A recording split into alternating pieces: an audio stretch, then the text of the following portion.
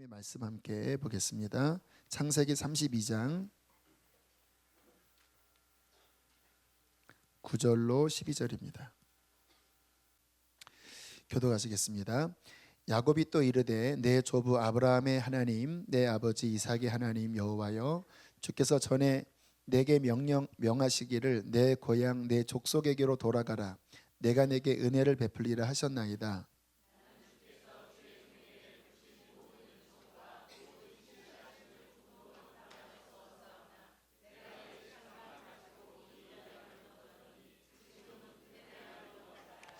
내가 주께 간구하오니 내 형의 손에서 에서의 손에서 나를 건져내시옵소서.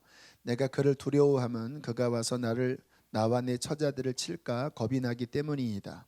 주께서 말씀하시기를 내가 반드시 내게 은혜를 베풀어 내 씨로 바다에 셀 수 없는 모래와 같이 많게 하리라 하셨나이다. 아멘. 오늘 본문은 야곱이 형 에서를 만나러 가기 직전 그 전날 밤에 있었던 사건을 기록하고 있습니다. 잘 아시는 것처럼 야곱의 마음이 굉장히 불안한 가운데 있습니다. 왠지 아시죠? 다시 형 에서를 21년 만에 만나야 되는데 21년이 지나면 형의 마음도 풀릴 줄 알았고 자신도 마음이 정리될 줄 알았는데 사람의 감정이요 시간이 흐르면 해결되는 게 있고 시간이 흘러도 전혀 해결되지 않는 게 있습니다. 오늘 이 야곱과 에서의 이 깊이 패인 골은 21년이 지났지만 다시 만나려고 하니까 그때 하나도 안 변한 똑같은 그 마음으로 이제 만나게 되는 상황이 된 것입니다. 야곱이 내려가면서 깊이 고민이 들었던 것 같아요. 과연 형은 나를 어떻게 대할까? 그래서 자기의 종들을 이제 먼저 에서에게 보내면서 좀 이렇게 떠보기 위하여 파견을 했습니다. 근데 사원들이 내려갔다가 기겁을 하고 올라온 거예요. 우리 6절 말씀 한번 읽어보실까요? 32장 6절 시작. 사자들이 야곱에게 돌아와 이르되 우리가 주인의 형 에서에게 이른즉 그가 400명을 거느리고 주인을 만나러 오더이다. 이 말씀은 그 뉘앙스를 보셔야 합니다. 400명을 어떻게 하고 온다고요? 거느리고. 이거는 죽이려고 온다라는 말입니다. 거느리고 씩씩대면서 오는 이 분위기. 야곱이 그 소식을 듣고 7절에 보니까 심히 두렵고 심히 답답했다고 나와요. 이게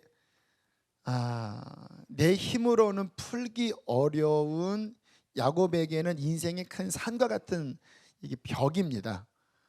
이게 한번 그 꼬인 감정 풀기가 어렵잖아요. 21년이 지났지만 지금 형이 온다고 하는 소식을 듣고 정말 입에서 주여밖에 나오지 않는 상황이고 야곱의 생각에 자칫하면 우리의 가족이 그냥 싸그리 몰살될 수도 있구나. 왜 형이 무서운 사람이라는 걸 알거든요. 그 절체절명의 위기 속에 32장은 야곱이 하나님께 기도하고 있더라 하는 내용이 32장입니다. 그래서 오늘은 이 32장 말씀을 통해서 기도에 관한 말씀을 좀 나누려고 합니다.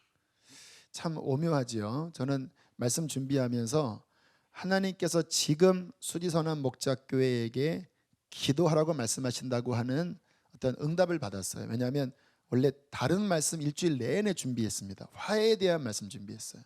그런데 갑자기 하루 전날 32장을 보게 하시면서 기도의 말씀으로 바꾸셨습니다. 화해는 다음 주로 하려고 그래요. 왜 그럴까 생각을 해보니까 지금 주님께서 계속 기도하라 기도하라 그렇게 말씀을 하고 계신 것 같아요.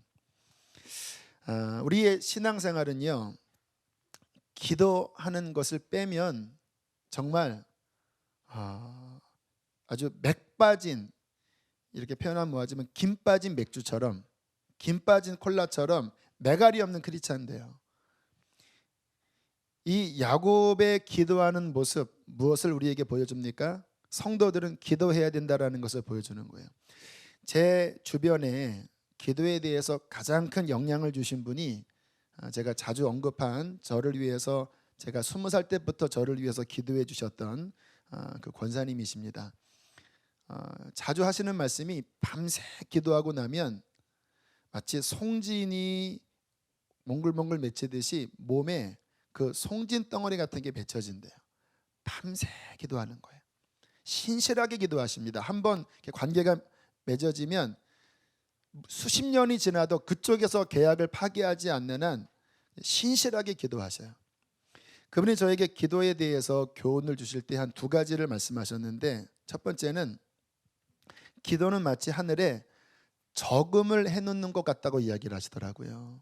그래서 미리 편안할 때 기도를 많이 쌓아두면 하늘 통장에 기도가 많이 쌓이기 때문에 막상 급한 위기가 올 때 그 쌓인 기도를 금방 끄집어 쓸 수 있다는 거예요.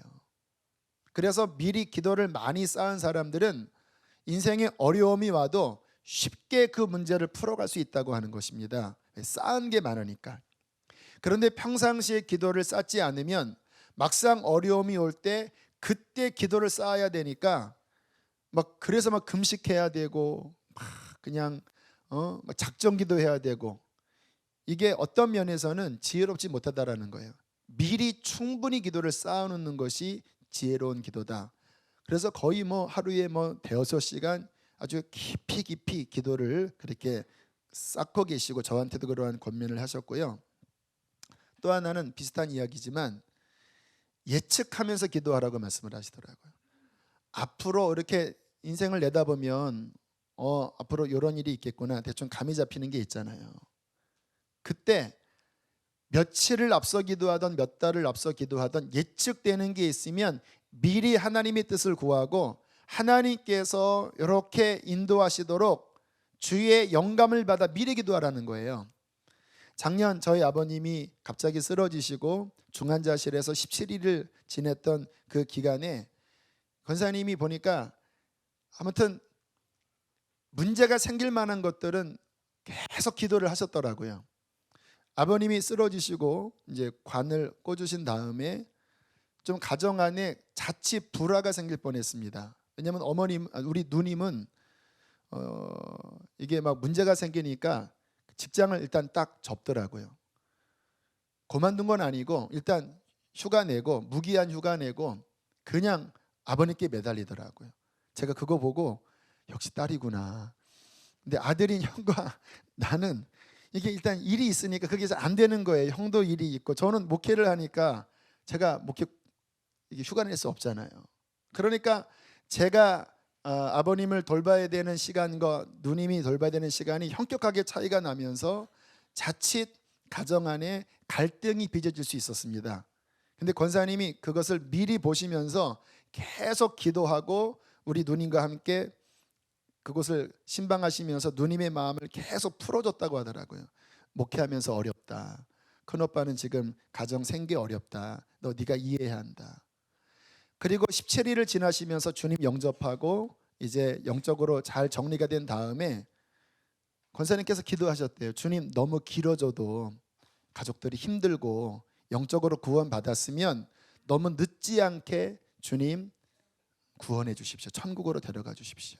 근데 기가 막히게 17일 만에 주일 아침 9시에 소천하셨는데 그날 1월 28일 설교 주제가 뭐였냐면 안식이었습니다. 창세기 3장의 그 안식, 그 본문이었어요. 그러니까 저는 그날 아버님의 소천과 모든 연결을 볼 때 하나님께서 어쩌면 이렇게 모든 것들을 탁탁탁 마치셨나. 근데 장례 끝난 다음에 권사님이 하신 말씀이 하나하나 예상되는 것을 계속 미리 기도하셨대요. 병원에서의 일, 또 돌아가신 다음에 그 모든 시간까지. 참 영적으로 지혜로운 분이라는 생각이 듭니다. 지금도 매일 수시간, 75이 되셨는데도 매일 하나님 앞에 기도를 쌓아가고 계십니다. 자, 그런 마음에서 이번 특별 새벽 기도회를 시작으로 우리 교회가 정말로 지혜롭게 기도를 쌓는 영적인 성도가 되기를 축복합니다. 한 주 나오고 말 일이 아니에요. 기도의 습관을 들이시고 정말 하나님 앞에 기도가 무엇인지 몸에 그것이 습성이 된 그러한 성도가 되기를 원해요. 제가 우리 교우들에게 계속 몇 년째 성경 열심히 읽자고 독려하고 있습니다. 그래서 지난주에 지난 해에 성경 통독 7번 하신 분도 있고 4번 하신 분은 훨씬 더 많고, 왜 제가 그런 권면을 드리냐면 성경 읽는 게 유익해서 그렇거든요.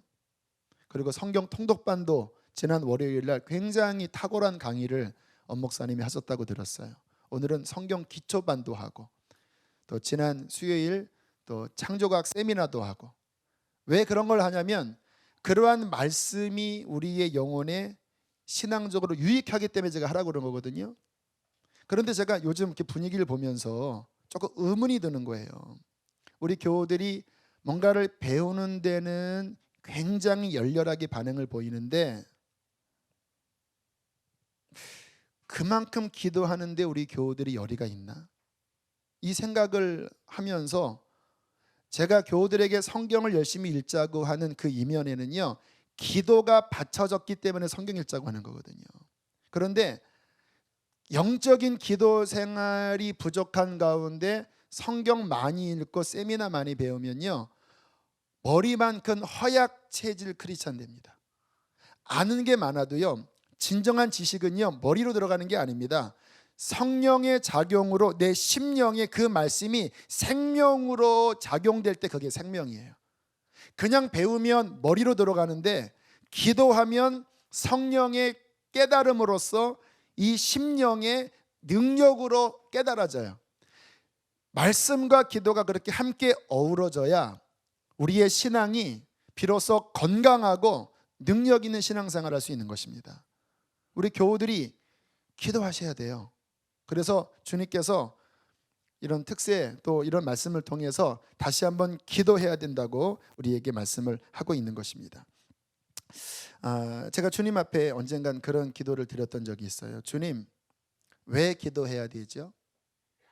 제가 주님과 교제하는데 중요한 제 방식이 뭐냐면요, 너무나 당연한 거지만 어린아이처럼 궁금함으로 질문하는 거예요. 그냥 여러분 기도하라니까 이렇게 생각하잖아요. 근데 정말 왜 기도하는지는 많은 분들이 몰라요. 그때는 질문하셔야 합니다. 주님은 어린아이 같은 마음으로 질문하면요, 신비한 방법으로 깨닫게 하세요. 주님, 왜 성도가 기도해야 되죠? 그렇게 질문을 했을 때 주님이 어느 순간 이러한 깨달음을 주셨습니다.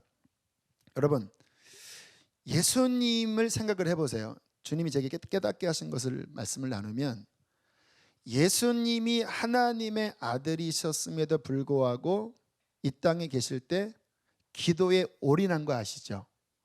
적당히 기도하셨던 것이 아니라 성경에 보면 이른 새벽 미명에 한적한 곳으로 가서 기도하셨다고 그래요.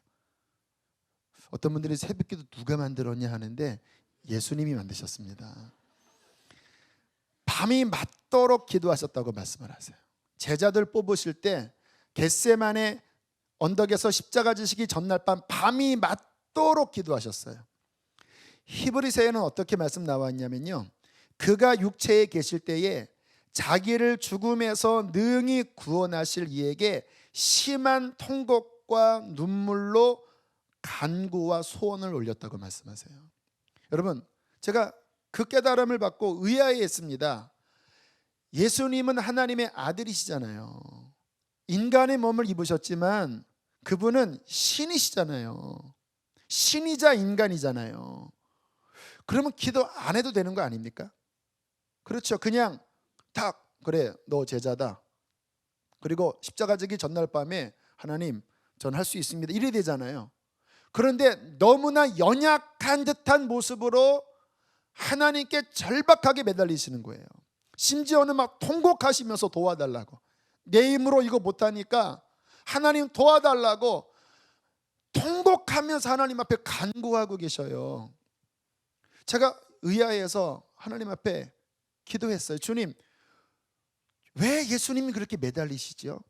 주님은 기도 안 해도 되는 거 아닌가요? 그때 주님께서 깨닫게 하신 게 이런 말씀이었습니다.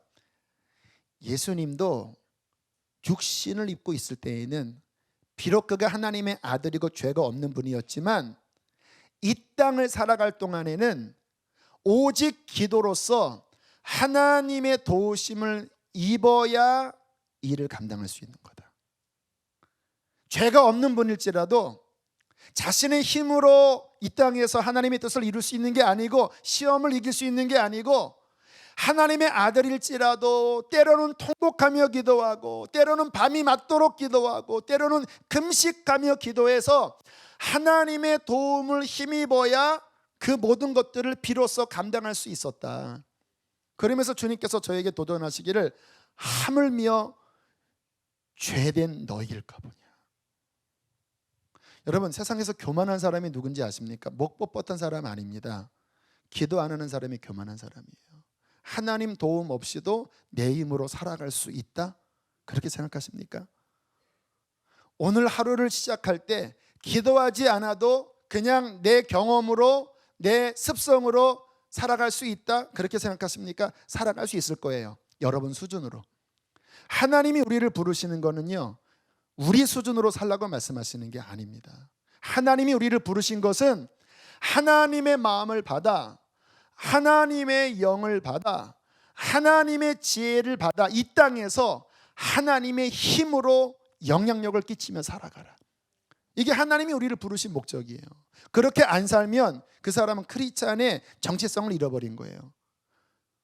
언제나 주일마다 간증하지만 오늘 이 주일 설교를 위해서요, 거의 3시간 오늘 새벽부터 지금까지 기도했습니다. 말씀 붙잡고 어제 준비했지만 또 계속 하나님 앞에 준비했지만 이 영이 안 차는 거예요. 하나님, 주의 마음을 더 주십시오. 주님, 더 영적인 부분을 열어주십시오. 더 하나님의 마음을 부어주십시오. 왜 기도하는지 아세요? 기도 안 해도 제 머리에서 통밥으로 설교문 10편 만들어요. 그러나 그것이 여러분을 살릴 수는 없습니다. 하나님 앞에 엎드려서 내 그릇이 너무나 작고 찌그러져 있기 때문에 저는 전심으로 매 순간마다 하나님의 얼굴을 구하고 그분의 도우심을 받아야 비로소 이 땅에서 하나님이 원하시는 삶을 감당할 수 있는 것입니다. 사랑하는 교우 여러분, 기도하십시오. 크리스찬으로 살기 위하여 기도하십시오. 기도하지 않으면 나는 살 수 없다고 하는 절박한 마음으로 하나님 앞에 매 순간마다 매달리는 자가 되십시오. 그것이 바로 성도의 참된 모습인 것입니다. 자, 이제 야곱의 기도를 살펴볼 텐데요. 자, 형이 지금 자신을 죽이러 오는 듯한 상황이에요. 자신의 인생 앞에 큰 산 같은 문제가 있어요. 내 힘으로 어찌할 수 없는 상황 가운데 야곱이 했던 것은 기도였습니다.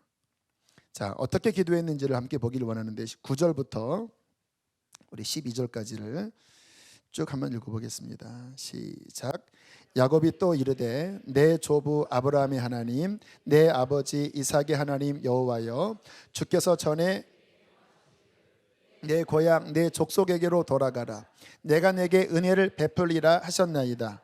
나는 주께서 주의 종에게 베푸신 모든 은총과 모든 진실하심을 조금도 감당할 수 없사오나 내가 내 지팡이만 가지고 이 요단을 건넜더니 지금은 2때나 이루었나이다. 내가 주께 간구하오니 내 형의 손에서 에서의 손에서 나를 건져내시옵소서. 내가 그를 두려워함은 그가 와서 나와 내 처자들을 칠까 겁이 나기 때문이니이다. 주께서 말씀하시기를 내가 반드시 내게 은혜를 베풀어 내 씨로 바다에 셀 수 없는 모래와 같이 많게 하리라 하셨나이다. 아멘. 자, 야곱의 이 절박한 기도의 첫 번째 특성을 살펴볼 텐데요. 지금 야곱은 하나님의 은혜에 매달리고 있습니다. 지금 계속 반복되는 말씀이 뭐냐면 주님이 내게 은혜 베풀리라고 하지 않았습니까? 내 힘으로 이거 못 이기겠습니다. 주님, 나에게 은혜를 주십시오. 기도는 뭐냐면요, 하나님의 은혜를 의지하는 게 기도입니다.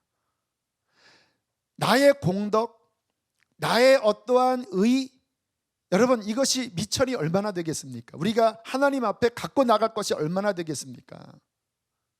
우리의 기도의 근거는 나의 의가 아니고 나의 미천이 아니고 하나님 그분의 한량없는 은혜, 그 은혜를 힘입어 기도하는 것이 하나님께 연락될 능력 있는 기도인 것입니다.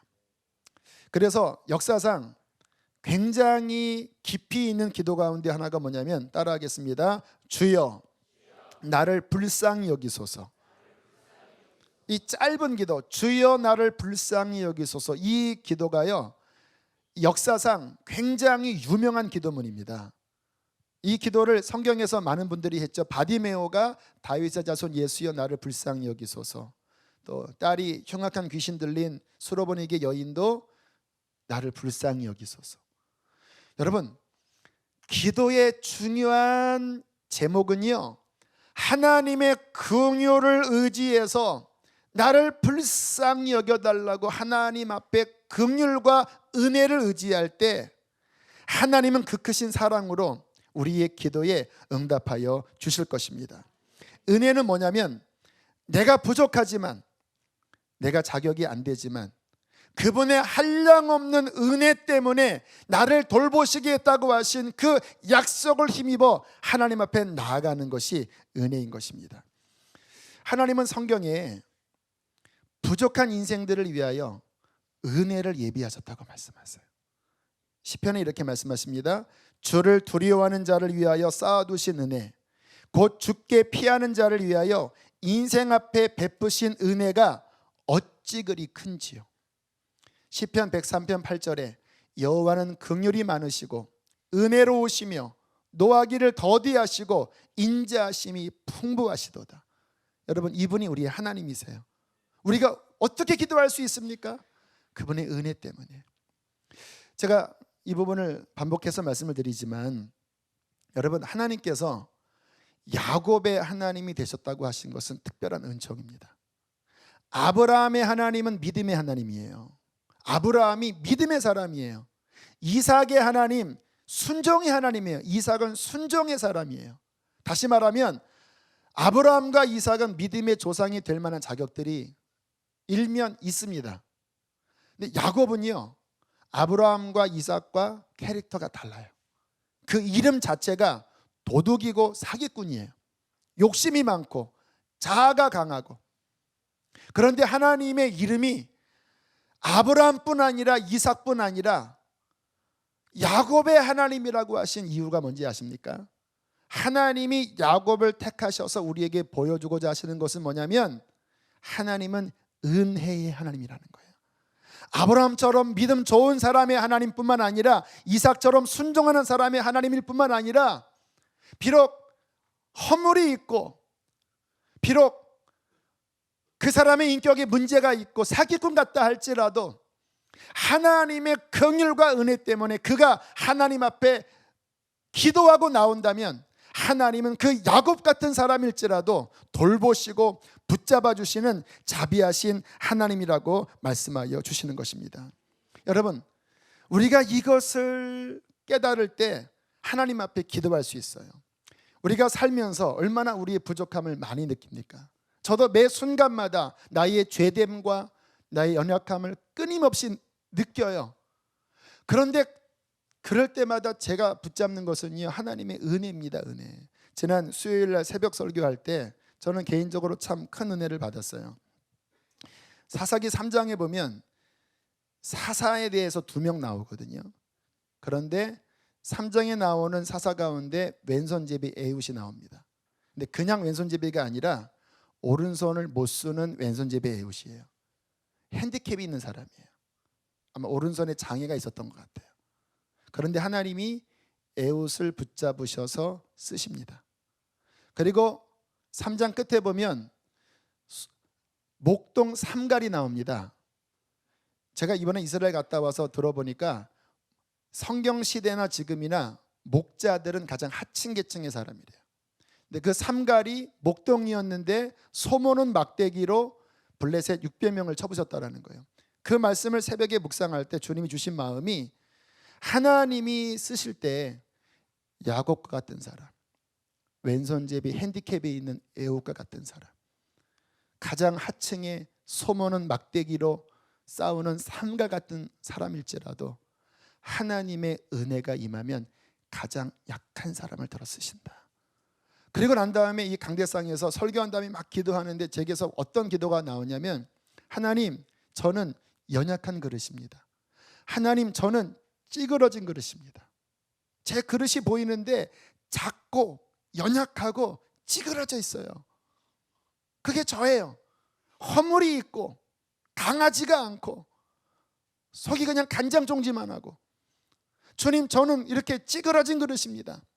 그런데 하나님의 은혜가 찌그러졌지만, 간장 종지 같지만, 깨지기 쉬운 질그릇 같지만 하나님의 은혜가 나와 함께하기에 주님, 제가 오늘도 주의 일을 감당할 수 있습니다. 그렇게 기도하는데 마음에 감동이 되는 거예요.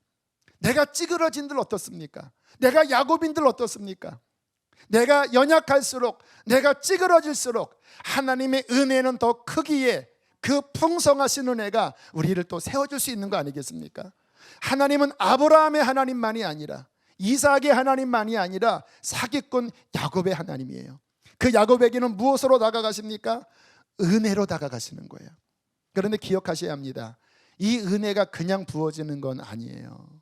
어떨 때 부어집니까? 기도할 때. 내가 찌그러졌지만, 사기꾼이지만, 그러나 겸손하게 하나님, 나를 불쌍히 여기소서. 지금 야곱이 그 기도하는 거예요. 나 야곱이에요. 나 하나님 앞에 기도할 자가 없는 거 알아요. 주님, 내가 이 위기 상황에서 어떻게 내가 살 수 있겠습니까? 그런데 내가 아는 것 한 가지 있습니다. 하나님, 내게 은혜 베풀지 않으셨습니까? 하나님이 나에게 은혜 주신다고 약속하지 않았습니까? 내가 붙잡는 것은 그 하나님의 은혜밖에 없습니다. 주님, 나를 불쌍히 여겨주십시오. 그렇게 기도할 때 하나님께서 기쁘시면서 야곱의 하나님이 되어주시는 거예요. 하나님은 연약하지만 이렇게 하나님을 붙잡는 자를 기뻐하십니다. 자, 그러고 보면 굉장히 신비한 말씀이 나오는데요, 이 32장은요 신비한 장면들이 두 군데가 나와요. 우리 1절 2절을 보겠습니다. 1절 2절 함께 읽겠습니다. 시작. 야곱이 길을 가는데 하나님의 사자들이 그를 만난지라. 야곱이 그들을 볼 때에 이르기를, 이는 하나님의 군대라 하고 그 땅 이름을 마하나임이라. 자, 지금 에서를 향하여 막 가고 있는 거예요. 가슴은 콩닥콩닥거리는 겁니다. 그런데 갑자기 천사들이 오는 거예요. 근데 여기 보면 느낌이, 여러분들은 잘 모르시겠지만 원어적으로 보면요, 천사가 한두 명이 온 게 아니라 무리로 왔습니다. 마하나임이라고 한 뜻이 뭐냐면 둣대라는 뜻입니다. 그리고 야곱이 군대라고 하잖아요. 천사들이라고 하죠. 한두 명의 천사가 온 게 아니라 수많은 군대 천사들이 막 오고 있는 걸 만난 거예요. 이게 뭐지? 마하나임, 지금 천사 무리가 지금 가고 있네. 그리고는 앞뒤에 아무 설명이 없어요. 신비한 말씀입니다. 무슨 뜻인지 아십니까? 지금 야곱 앞에 닥친 이 문제가 쉽지 않은 상황이라는 거예요. 단순한 형의 분노가 아니라 언제나 성경의 역사의 이면을 보면요, 하나님의 역사가 움직이는 데에 사탄은 권력과 힘을 가지고 이것을 씨를 말리려고 언제나 공격해 왔어요. 그게 아말렉 군대고, 그게 애굽 군대고, 그게 이방 나라 군대예요. 이게 지금 겉으로 보면 형과의 부딪힘이지만 내면으로 보면 영적 싸움입니다. 그런데 뭐를 보여주는 겁니까? 하나님의 천사가 이 모든 상황 가운데 앞서 행하고 있다라는 거예요. 하나님께서 움직이고 있다. 너희 인생에 너 연약한 거 안다. 그 소떼와 양떼를 끌고, 여러분 보세요. 그 어린 아들 11명, 딸, 부인 4명, 이거 데리고 얼마나 초라합니까? 자신의 힘으로 감당 안 되는 거예요. 그런데 천사들이 오고 있는 거예요. 하나님이 그 인생을 은혜로 붙잡아주고 계신다. 여러분, 이것이 우리의 성도의 믿음이고 이것이 성도가 기도해야 되는 근거인 것입니다.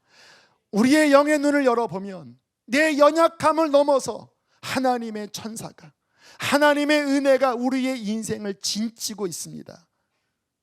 그러나 그것이 내 것이 되려면 한 가지 하라고 말씀하시는 거예요. 따라하겠습니다. 성도야, 말이 꼬였습니다. 성도들아, 믿음으로 기도하라. 이 은혜를 내게 부어주리라.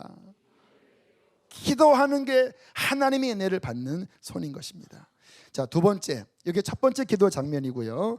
자, 32장 22절로부터 28절로 넘어가면 두 번째 야곱의 기도 장면이 나옵니다. 잘 아시는 말씀이지만 읽겠습니다. 22절로 28절 시작. 밤에 일어나 두 아내와 두 여종과 11아들을 인도하여 야복 나루를 건널세. 그들을 인도하여 시내를 건너가게 하며 그의 소유도 건너가게 하고 야곱은 홀로 남았더니 어떤 사람이 날이 새도록 야곱과 씨름하다가 야곱을 이기지 못함을 보고 그가 야곱의 허벅지 관절을 치매 야곱의 허벅지 관절이 그 사람과 씨름할 때에 어긋났더라. 그가 이르되 날이 새려하니 나로 가게 하라. 야곱이 이르되 당신이 내게 축복하지 아니하면 가게 하지 아니하겠나이다. 그 사람이 그에게 이르되 내 이름이 무엇이냐? 그가 이르되 야곱이니이다. 그가 이르되 내 이름을 다시는 야곱이라 부를 것이 아니요 이스라엘이라 부를 것이니 이는 내가 하나님과 및 사람들과 겨루어 이겼음이니라. 여러분, 이 내용은요 참 동화 같은 장면이에요. 야곱이 지금 큰 위기 속에 전전긍긍하면서 끙끙대고 있는데 갑자기 한밤중에 낯선 사람이 덮쳐버린 겁니다. 그러니까 야곱이 기겁을 하고 그 사람과 붙잡고 막 씨름하는 거예요. 막 공격해 오니까 살려고 그 야곱이 그 낯선 사람과 붙들면서 막 씨름을 한 거예요. 언제까지? 밤새도록. 우리 옛날에 그 도깨비와 그 뭐 해변가에서 그런 느낌이 드나요? 막 씨름을 하는데 느낌이, 근데 이게 보통 인물이 아닌 거예요. 오다가 천사도 봤지요. 지금 이게 사람이 아닌 거예요. 그때 야곱이 이 사람에게 뭐라고 합니까? 축복해 주십시오. 여러분, 야곱은요 축복에 목마른 사람이에요. 축복해 주십시오. 축복하지 않으면 당신 안 놀 겁니다. 그러니까 그 사람이 하다가 야, 너 안 되겠다. 너 이름 뭐냐? 야곱입니다. 그래, 알았다. 너 축복하마. 네 이름을 이제 바꾸겠다. 이스라엘로 바꾸겠다. 너는 하나님과 사람을 겨루어 이겨서 너는 복받은 사람이다. 그리고 떠났다라고 하는 그 장면인데, 제가 이번에 말씀 묵상하면서 이 부분에 대해서 주님이 새로운 시각으로 보게 하셨습니다. 여러분, 이 장면은요 야곱의 인생을 보여주고 있습니다. 여러분, 야곱의 인생에는요 갑자기 본인을 습격해서 공격해오는 상황들이 계속 있었어요. 어찌 보면 21년 전에 형의 장자권을 이렇게 가져오고 도망가는 그 상황도 어떻게 보면 자기가 의도했던 상황은 아닙니다. 어머니가 그렇게 사이에 꼈었고, 물론 본인도 원했지만 그렇게 하다가 어쩔 겨에 축복을 받고 형이 막 죽이려고 하니까 걸음아 나살려라, 갑자기 습격해오는 그 공격 앞에 도망했던 인생이었어요. 그리고 라반 집에 갔어도 그가 원치 않게 자신을 보호해 줄 줄 알았던 라반이 자신을 속이고 계속 공격해 들어오는 거예요. 야곱은 또 그 상황과 맞서서 씨름하면서 21년을 지나면서 또 보냈어요.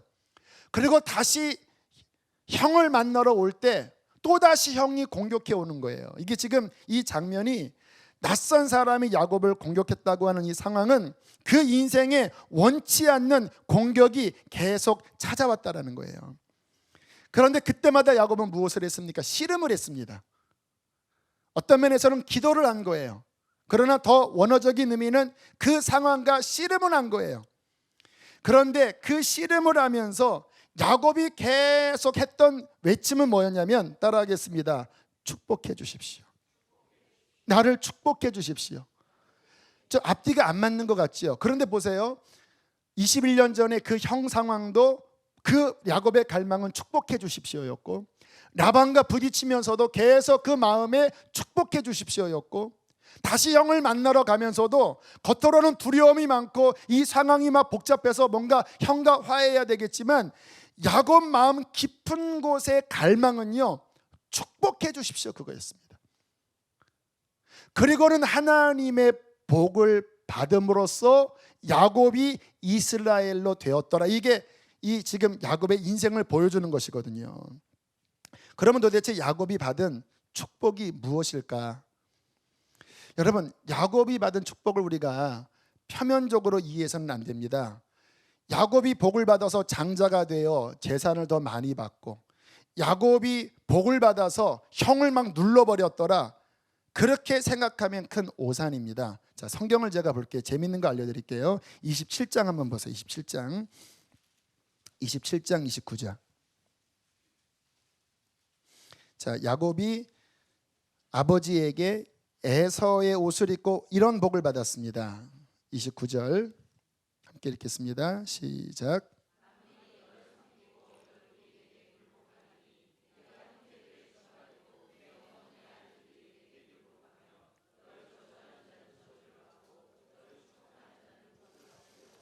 자, 형제들의 주가 된다라는 거예요. 형제들의 굴복한다라는 거예요. 그것 때문에 에서가 노발대발한 겁니다. 뭐야? 네가 내 머리 위로 올라간다고? 그리고 죽이려고 했거든요.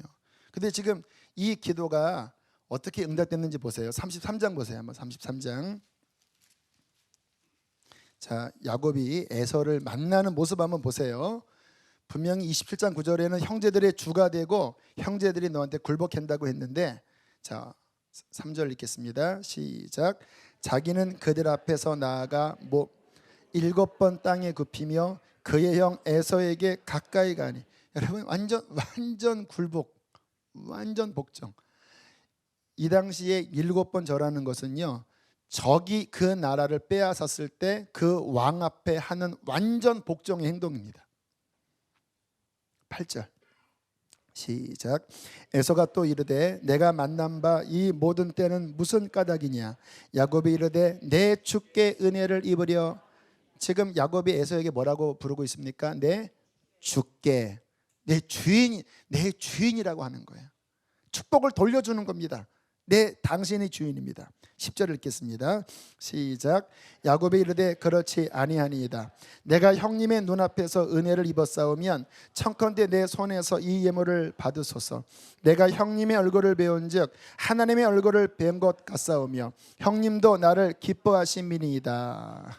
여러분, 어느 정도까지 말하자면 에서한테 하나님이라고까지 고백하는 거예요. 앞뒤 안 맞죠? 야곱이 생각했던 그런 육신적인 복이 아니었습니다. 그러면 도대체 야곱이 받아냈던 복은 무엇입니까? 도대체 야곱이 그 천사와 씨름해서 위골되면서까지 받아냈던 복은 무엇입니까? 하나님을 얻는 거예요. 아시겠나요? 야곱은요, 육신적인 머리가 된 것이 아니라 야곱은 이스라엘이 됐습니다. 아브라함의 하나님, 이삭의 하나님, 야곱의 하나님 나 여호와라. 하나님을 얻었다라니까요. 야곱이 그 21년 전에 아버지 앞에 속이면서까지 받아냈던 그 야곱 깊은 곳에 있는 갈망은요, 돈 많이 벌고 형을 지지밟고 재산 2배 받고 그 갈망이 아니었습니다. 천사와 씨름할 때 내게 축복해 주십시오 했던 것은 인간적인 게 아니라 야곱 깊은 영혼 안에는 하나님을 얻고 싶습니다. 이 세상을 구원할 그 하나님의 구원 계획에 내가 그 자리에 설 수 있다면, 내가 비록 10초 늦게 태어났지만 주님, 나는 하나님에 대한 갈망이 있습니다. 하나님이 내게 복 주지 아니하시면, 나를 하나님의 영광을 위해 쓰지 아니하시면 주님, 나는 당신 못 나요. 이게 지금 이 야복강의 싸움이 그 야곱의 깊은 마음 가운데 있는 하나님을 향한 목마름 갈망을 보여주고 있는 것입니다. 여러분, 기도는 무엇인지 아십니까? 하나님을 얻는 거예요. 하나님을 내게 축복해 주십시오. 그 문제 해결하고 땡이 아니라 주님, 그거 없어도 하나님 하나님, 내가 하나님의 자녀가 되고, 하나님, 내가 천국을 유업으로 받고, 하나님, 내 안에 하나님 당신으로 채워진다면, 주님, 이것 안 주시면 나는 주님을 놓지 않을 것입니다. 이 목마름을 가진 것이 기도입니다. 우리의 인생에, 야곱의 인생에 습격해 왔잖아요. 에서가 습격해 오고 라반이 습격해 오고. 그런데 성경을 보니까 그게 천사였다고 그러잖아요. 우리의 인생에 뜻밖의 위기들이 습격해 옵니다. 그리고 화들짝 놀라요. 그리고 우리는 기도합니다. 왜 그러한 인생의 위기가 습격해 올까요? 기도하라고. 왜 기도하라고? 그것을 통하여 복의 근원이신 하나님, 그분 만나라고. 우리의 인생에 위기가 습격해 오는 것입니다. 사랑하는 교우 여러분, 지금 여러분의 삶에 위기가 있나요? 야복강가에서 싸움이 일어나고 있나요? 여러분, 주님을 붙잡고 늘어지십시오. 축복해달라고 하십시오. 그 축복은 이러한 고백입니다. 야곱처럼 따라하겠습니다. 하나님, 나는 주님을 원합니다. 주님의 자녀 되길 원합니다. 주님의 복을 누리길 원합니다. 영생을 누리길 원합니다. 그 간절함으로 주 앞에 나아갈 때 당신의 기도를 통하여 예수 그리스도 그분을 만나게 될 줄로 믿습니다. 함께 이 시간 찬양하고 기도하겠습니다. 예수 우리 왕이여, 기도의 결론은 예수입니다. 축복의 본체는 예수입니다. 그분이 우리의 왕이 되시고, 그분이 나와 함께 하시고, 내가 그분의 자녀가 되고, 내가 그분과 연합하는 것이, 이것이 기도의 결론입니다. 이 찬양 고백하실 때 예수님을 구하시고 주님께 야곱처럼 다가갑시다. 예수 우리 왕이여, 이곳에 주님 축복하소서. 주님이 축복하지 아니하시면 도와줄 수 없습니다. 주여 임하사 찬양을 받아 주소서. 주님을 찬양하오니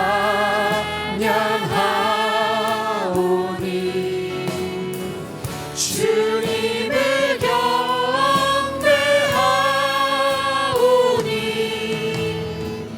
왕이신 예수여 오셔서 좌정하사 우리 한 번 더 주님을 야곱처럼 붙잡으며 나갑시다. 예수 우리 왕이여, 예수 우리 왕이여, 이곳에 오소서. 보좌로 주여 임하사 찬양을 받아 주소서. 주님을 찬양하오니 주님을 경배하오니 왕이신 예수여 오셔서 좌정하사 다스리소서. 여러분 마음 깊은 곳에 있는 진정한 갈망은 무엇인지 아십니까? 하나님을 원하는 것입니다. 그걸 여러분들이 원하고 계신 거예요. 당장 내 눈앞에 생긴 위기 속에서 당장 그것의 해결을 겉으로는 기도하고 있지만 그 깊은 곳에 여러분이 정말로 구하는 것은 하나님 만나고 싶은 겁니다. 그분을 얻는 것이고 그분의 자녀가 되는 것입니다. 이 시간 직접적으로 그렇게 기도하십시오. 야곱처럼 주님의 바짓가랑이 붙잡고 하나님, 나를 축복해 주세요. 나는 하나님을 원합니다. 아브라함의 하나님, 이삭의 하나님, 야곱의 하나님, 나의 하나님이 되어 주십시오. 나를 구원하여 주십시오. 나를 복 주시옵소서. 기도하시겠습니다. 할렐루야, 할렐루야. 살아계신 하나님, 우리가 주님을 원합니다. 주님을 원합니다. 하나님 아버지,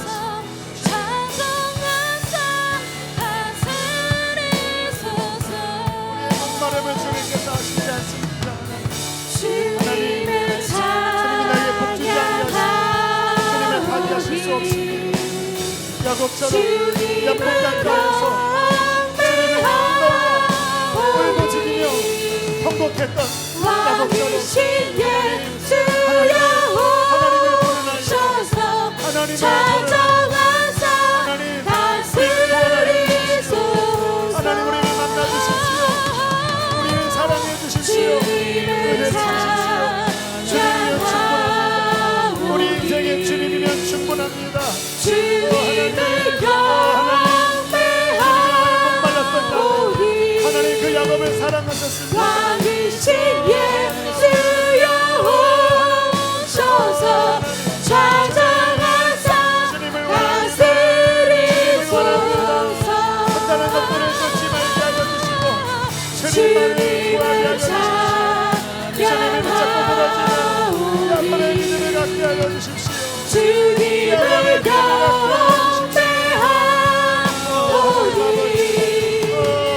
왕이신 예수여 오셔서 찾아가사 다스리소서. 그 복을 그렇게 받기에 갈구했던 야곱, 야복강에서 주님의 바짓가랑이 붙잡고 나에게 축복하지 아니하시면 당신을 가게 할 수 없다고, 하나님이 나를 만나주시 아니하시면 내가 당신을 놓을 수 없다고, 그렇게 하나님을 향한 목마름으로 끊임없이 하나님을 찾았던 야곱, 하나님 그 하나님을 향한 갈망을 가진 야곱을 주께서 사랑하셨습니다. 그리고 그를 택하셨습니다. 그에게 은혜를 주셨나이다. 하나님 우리의 영혼도 야곱처럼 하나님을 원합니다. 진정한 복 하나님을 얻기를 원합니다. 예수 그리스도를 얻기를 원합니다. 영생을 얻기를 원합니다. 하나님의 백성 되기를 원합니다. 하나님 우리의 깊은 곳에 있는 이 영적인 목마름, 하나님 아버지 끊임없이 주님 앞에 나아가게 하여 주시옵소서. 육신의 게으름으로 그 하나님의 은혜를 구하지 않는 영적 게으름뱅이 되지 않도록 다시 하나님 잠자는 가운데서 일어나 야복강가로 나와 주님과 씨름하고 하나님을 향하여 기도하고 부르짖는 야곱이 되게 하여 주시옵소서. 이제 하나님 내일을 기점으로 이 교회가 기도로 더욱더 달려가기를 원합니다. 로켓이 아버지 하나님 하늘 위로 올라가는 것처럼 그렇게 기도로 올라가기를 원합니다. 성도들의 영적 잠을 깨워주시고 영적 목마름을 일깨워주시고 눈을 열어 영원한 하나님의 복을 보게 하여 주시고 야곱처럼 달려나가는 인생 되게 하여 주시옵소서. 축복합니다. 주님 앞에 예물 드린 손길 올려드리고 이 예물이 쓰여지는 곳에 하나님의 나라가 임하고 예수의 생명이 부어지게 하여 주시옵소서. 오늘 곳곳에서 섬기는 모든 봉사자들 가운데 함께 하시고 주님 저들에게 오직 주님으로 채워 주시옵소서. 병든 자들을 치료하시고 가족 가운데 병상에 있는 자들을 주님께서 고쳐 주옵소서. 이제는 우리를 죄에서 건지신 예수 그리스도의 은혜와 하늘 아버지의 그 크신 사랑하심과 성령의 야곱처럼 기도하게 하시고 우리가 기도 속에 하나님을 만나게 해주시니 사랑하는 모든 성도들의 기도 속에 심령 속에 충만히 함께할지어다.